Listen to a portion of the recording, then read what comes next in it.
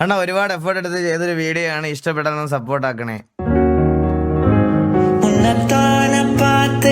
ഞാൻ ആദ്യം കണ്ടപ്പോ വിചാരിച്ചു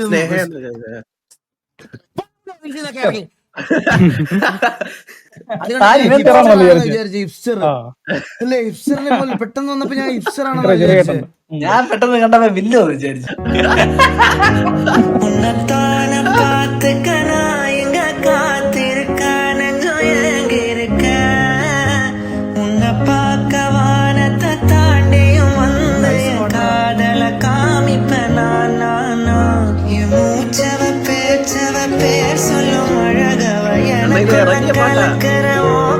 നൈസായിട്ട് പാടുന്നെന്ന് പറഞ്ഞേ.